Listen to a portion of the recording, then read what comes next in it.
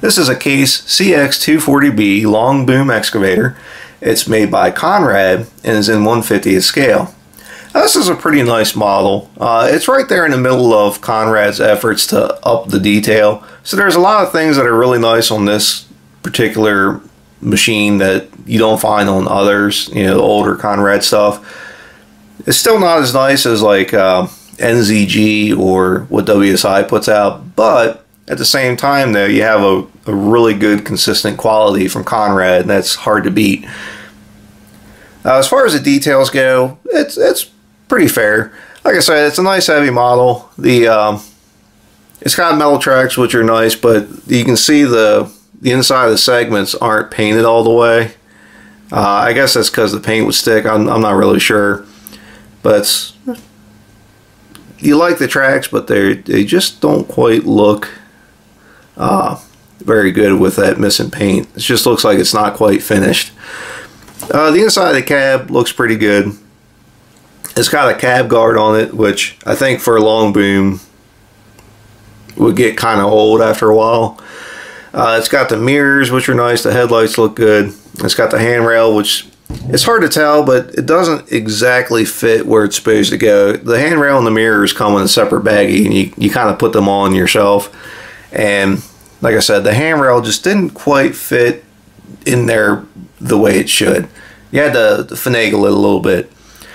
Now, as far as the range of motion goes, it's pretty good. The cylinders, yeah, it's your basic Conrad model. The cylinders are stiff enough to hold it basically in any pose you want, which is nice, especially for a long boom, because I mean, I could see this not being able to hold itself up pretty easily.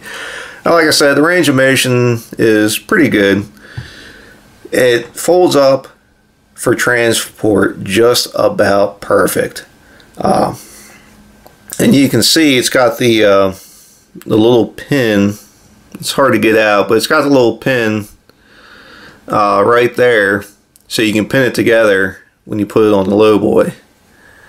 And that's a pretty nice detail. It's really nice that they did that. See, like, it'll just fold up exactly the way it's supposed to. And that's pretty nice. I don't think they needed to do that, but they did. And it makes it look really good when you put it on the lowboy. As far as the hose goes, you got some hoses here, but that's about it. It's got some at the base of the boom there, but for the most part, there's not a whole lot to talk about as far as the details go. But like I said, it's right there in the middle when Conrad really started putting the effort to make more detailed models. I think it's because if you look at WSI and NZG and even First Gear too, their level of detail is not up to par with their competition. So they're definitely making the effort, and I like that they're keeping their level of quality while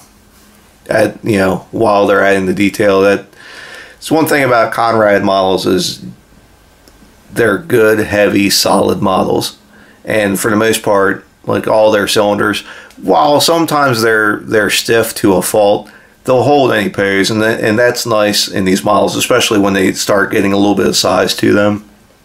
You want them to be able to hold themselves up, and that's what Conrad usually is pretty consistent about.